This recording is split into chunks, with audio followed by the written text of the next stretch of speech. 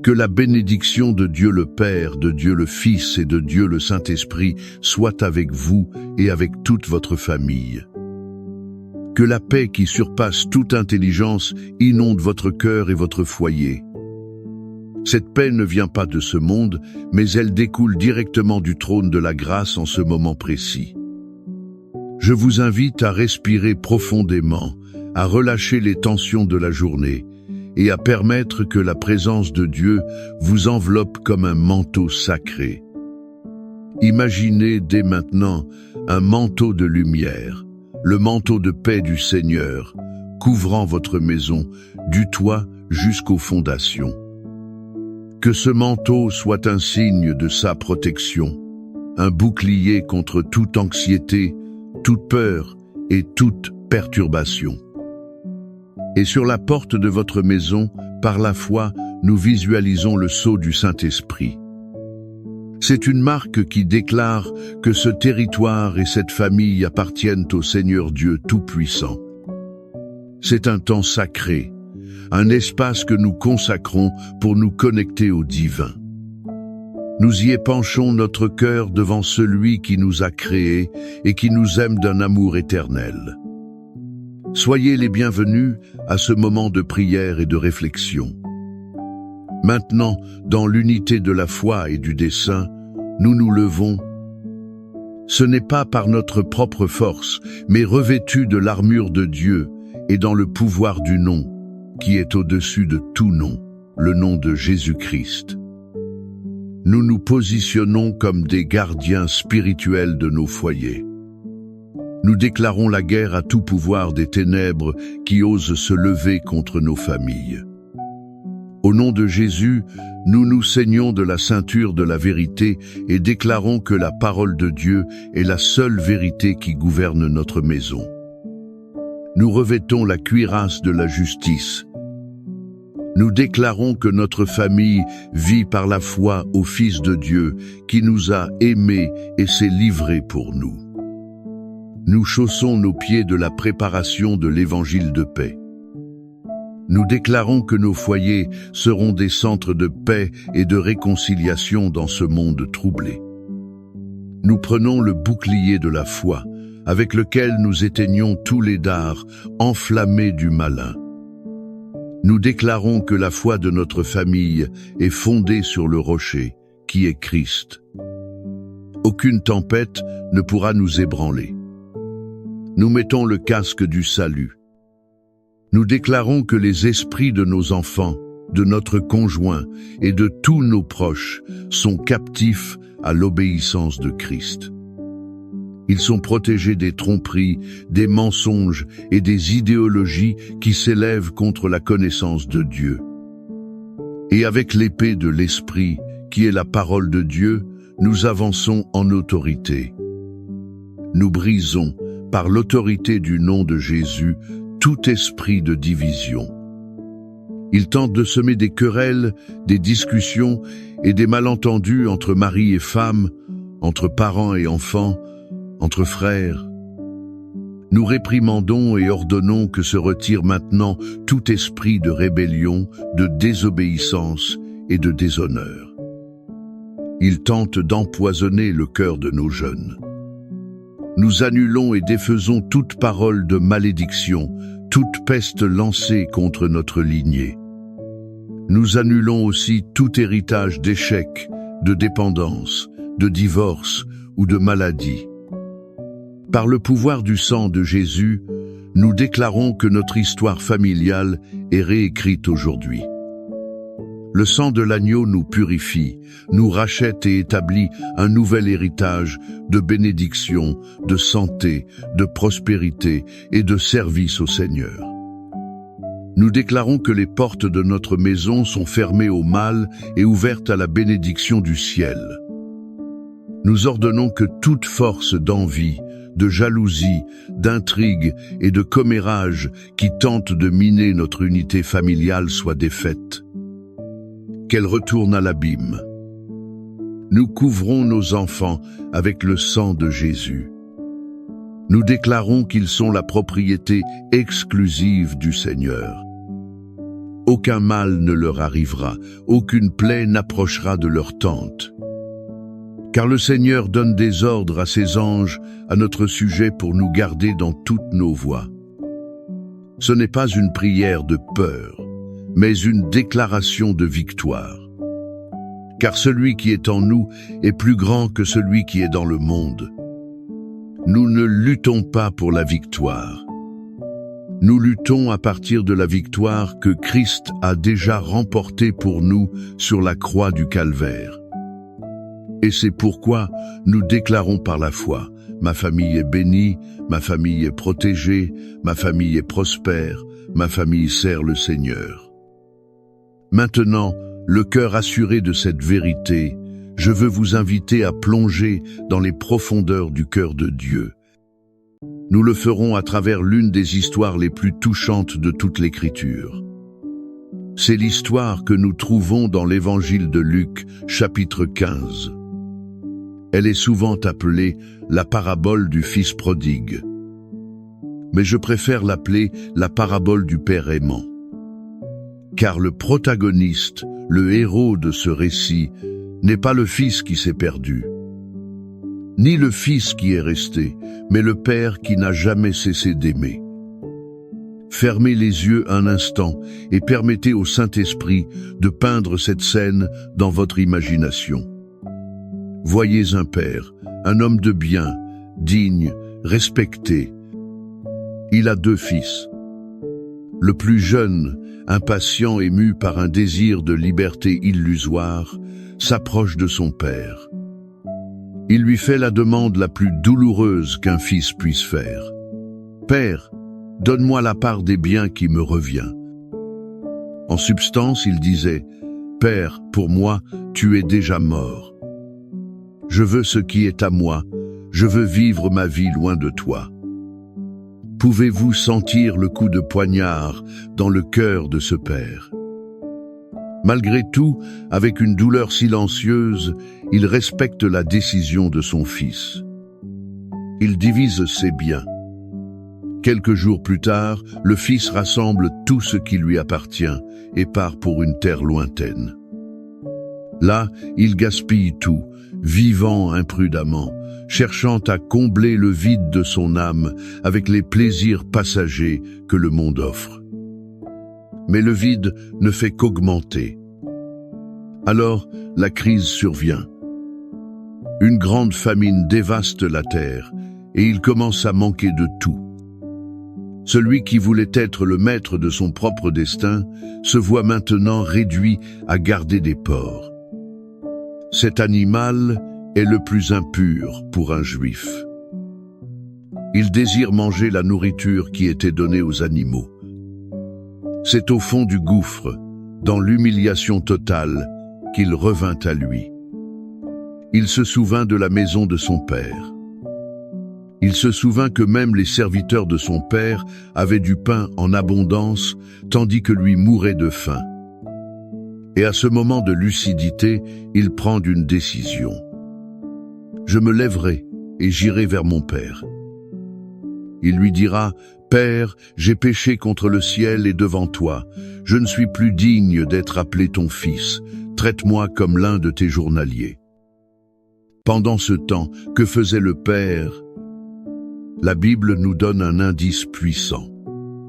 Elle dit que, tandis qu'il était encore loin, son père le vit et fut ému d'une intime compassion.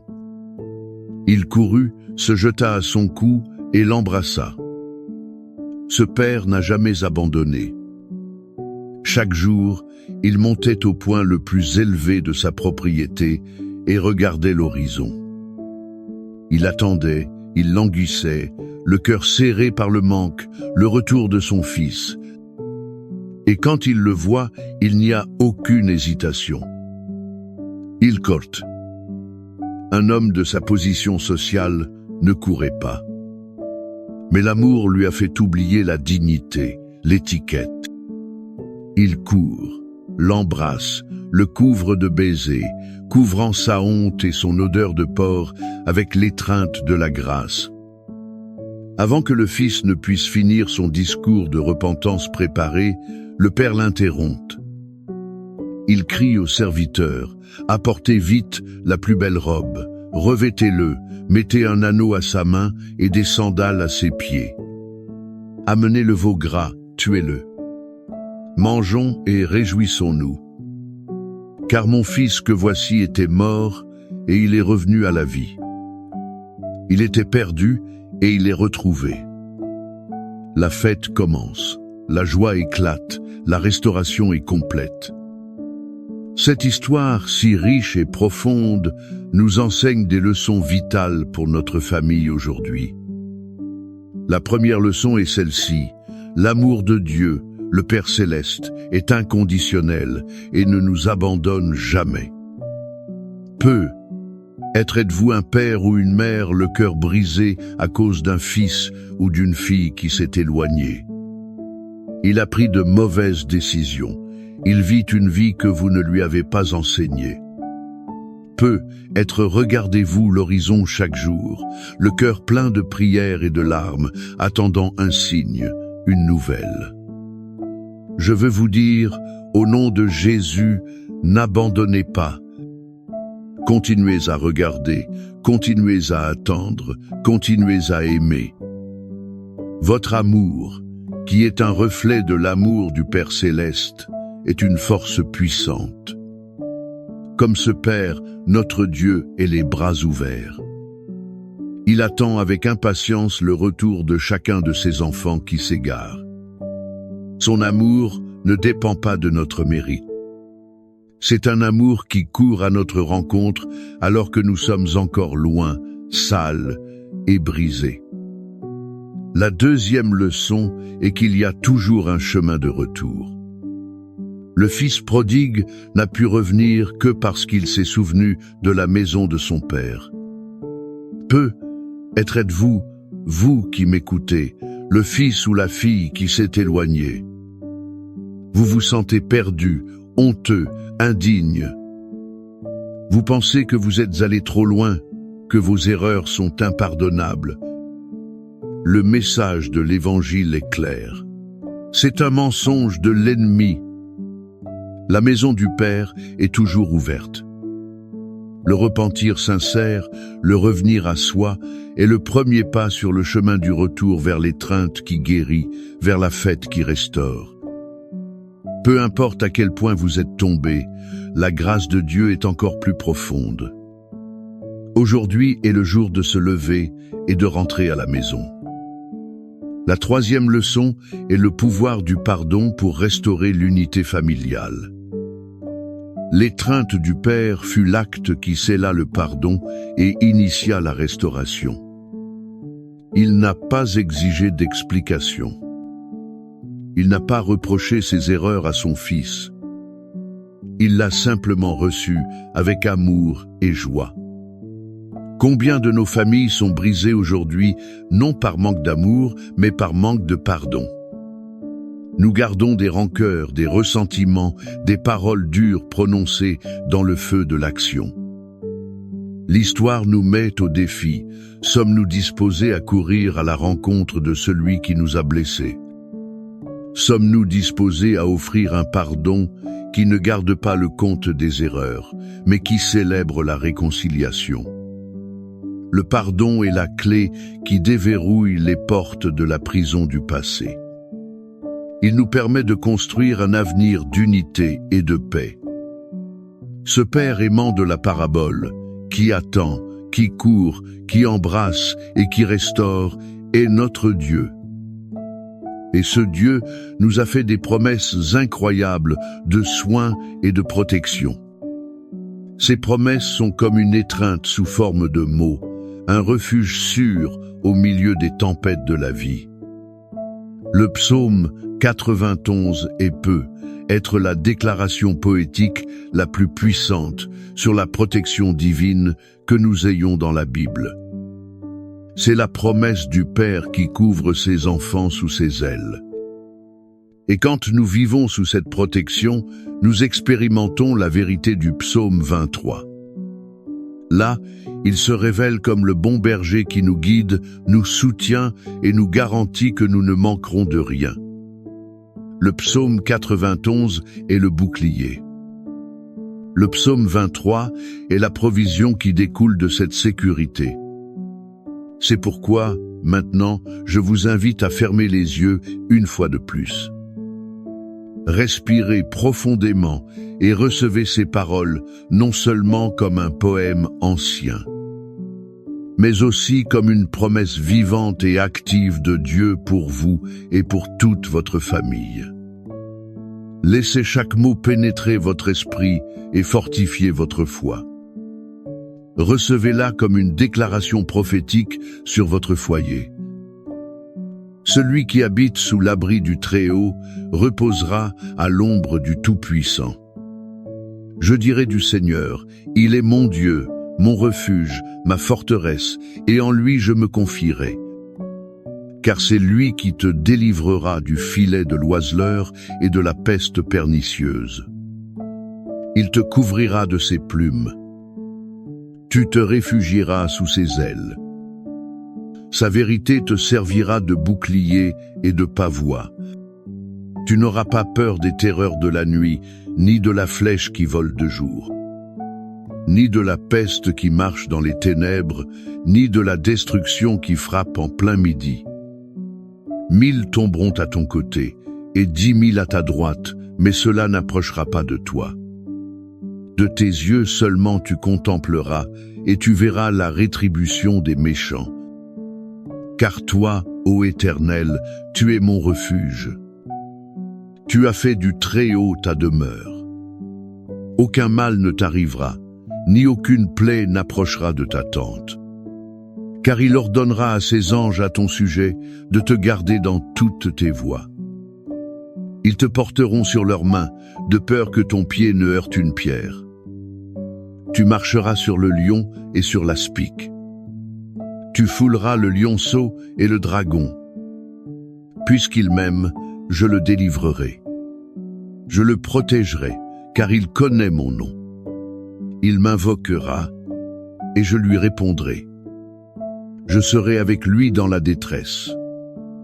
Je l'en délivrerai, et je le glorifierai.